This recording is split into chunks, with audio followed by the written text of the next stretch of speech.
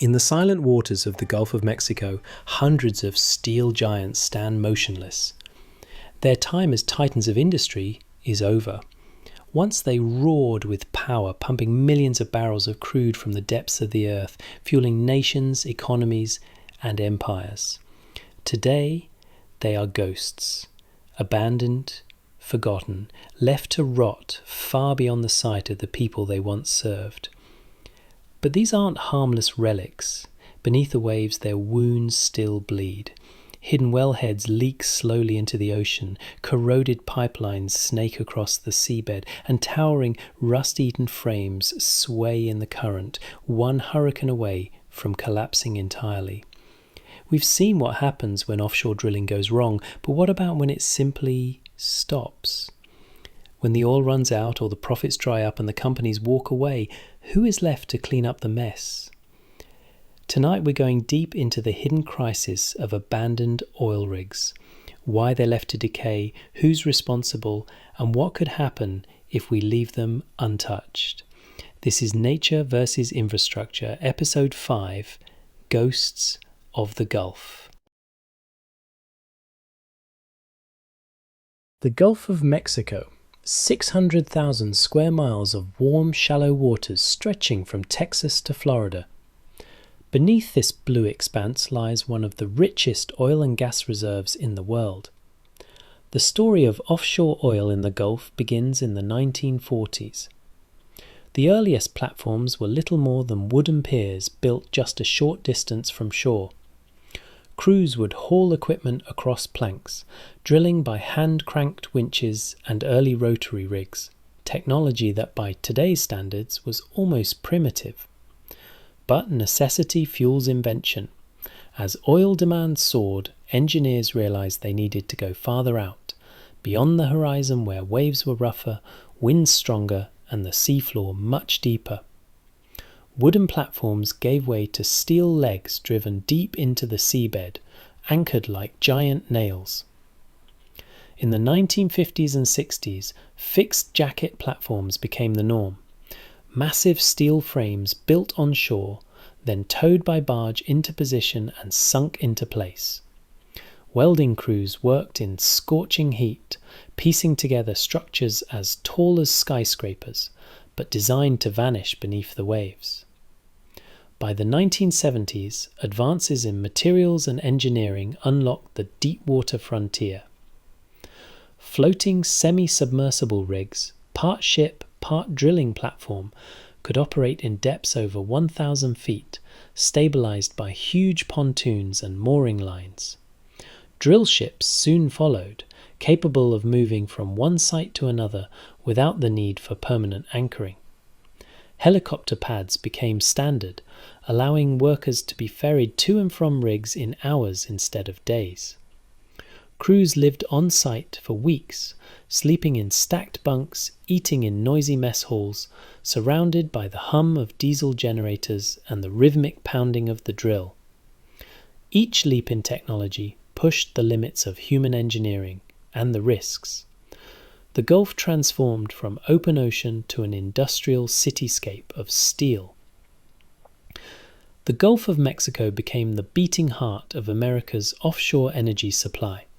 By the 1980s, more than 4,500 offshore platforms dotted these waters, each one a monument to ambition, technology, and the relentless pursuit of oil. But even giants have a lifespan. Every oil field eventually runs dry. Every structure eventually wears down. And when the economics stop working, the clock starts ticking. In an ideal world, decommissioning an oil rig is a clean, orderly process. The well is plugged with concrete, the platform is dismantled, the seabed is restored to its original state. But here's the truth. It often doesn't happen that way. Why? Because plugging a single offshore well can cost anywhere from $5 million to $10 million, sometimes more if it's in deep water. And dismantling the platform itself? Add millions more. US regulations require oil companies to post a decommissioning bond when they drill, money set aside to cover these costs. But here's the loophole. The bond amounts are often far smaller than the real price tag of plugging a well. In some cases, a company might post a $500,000 bond for a well that would cost 10 times that to seal properly. So what happens? A major oil company may operate a rig until the profits dip. Production slows, the maintenance costs climb, and suddenly it's no longer worth their balance sheet. That's when they quietly sell it off to a smaller operator, often a company with far fewer resources, sometimes just a handful of employees. Here's where the corporate sleight of hand comes in. These smaller companies often aren't built to last. They're designed to be disposable. If they run into financial trouble, the owners can simply declare bankruptcy, and when they do, the rules of the game work in their favor. Environmental obligations like plugging an old well don't take priority in bankruptcy court. Even more troubling, many of these operators are part of a shell game. The same executives who run the failing company may already have another, brand new company on paper. Before declaring bankruptcy, they can transfer any profitable rigs, the ones still producing oil, into that new company. The old company is left holding only the decaying, money-losing infrastructure. Then, when the bankruptcy hits, that old company, burdened with the costly, unprofitable wells, is dissolved. The expensive plugging bill, erased from their responsibility. The bankruptcy process effectively wipes the slate clean for them, but not for the ocean. And so the rig is abandoned, the well remains unplugged, and the Gulf gains another steel ghost. Think of an abandoned oil rig like a derelict ship, only it's connected to a well that drills into the Earth's crust. Over time, seals corrode, valves fail, small leaks begin, often unnoticed. Toxic metals, hydrocarbons and drilling chemicals seep into the water. And then there's the structural risk. Offshore platforms are built to survive decades, but not forever. Without maintenance, salt water eats through steel like acid. One powerful hurricane could twist and collapse these structures, scattering debris across shipping lanes, smashing into pipelines, or ripping open the very wells they stand on. The Gulf storms are only getting stronger, and with over 1,500 documented abandoned wells in these waters, the danger isn't just theoretical, it's inevitable. Hundreds of these forgotten rigs still stand today, some just a short boat ride from shore. If you had the choice, would you transform them into artificial reefs teeming with marine life? Or would you remove them completely? But perhaps more importantly, who should pay for this? Drop your thoughts in the comments. I want to know which side you're on.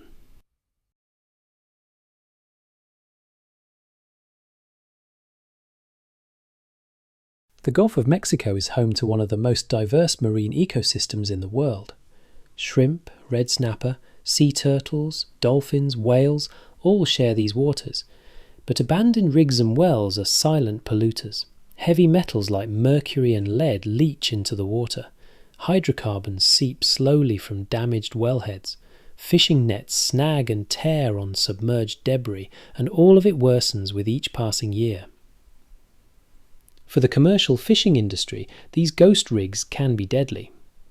A single trawl caught on an underwater beam can destroy thousands of dollars worth of gear and risk the lives of the crew. The US government knows this is a problem.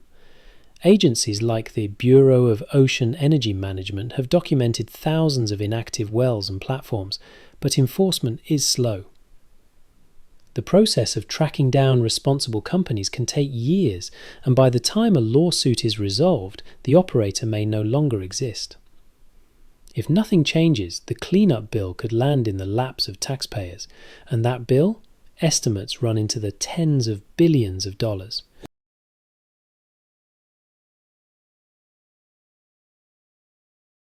But not every abandoned rig becomes a hazard. Some find a second life. The Rigs to Reefs program removes the top of the platform, leaving the lower structure as an artificial reef. Over time, coral, sponges and barnacles cover the steel legs. Schools of fish move in. Sea turtles rest in the shadows. Sharks patrol the perimeter. These reefs become hotspots for recreational diving and sport fishing, boosting local economies while supporting marine life.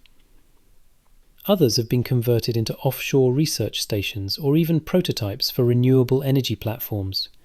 Some have been turned into artificial islands for extreme sports, scuba diving, deep-sea fishing, even base jumping. One decommissioned platform off the coast of California was transformed into a luxury eco-lodge, complete with solar panels, wind turbines, and a rooftop deck where guests can watch whales breach at sunrise. In Europe, a few rigs have been reinvented as vertical farms at sea, with hydroponic systems growing vegetables in what used to be crew quarters. Others have been stripped down and converted into wave energy testing sites, harnessing the very ocean they once drilled beneath. In perhaps the strangest twist, a handful of abandoned rigs have become tiny sovereign micronations, claimed by adventurers and activists as independent sea states, complete with their own flags, currencies, and eccentric laws. From the rusting skeletons of the past, new ideas are surfacing, proof that even in the wake of industry's decline, innovation can take root in the most unexpected places. Abandoned oil rigs are a reminder that infrastructure, no matter how mighty, has an expiration date. Left alone, they decay into hazards. But with vision and responsibility, they can be reborn into something extraordinary. The question isn't whether these rigs will be dealt with. The question is, will we do it in time? If you found this investigation eye-opening, give it a like and subscribe to Nature vs. Infrastructure for more deep dives into the clash between human engineering and nature's unstoppable power. Until next time, stay curious, stay safe, and remember, nature always has the final word.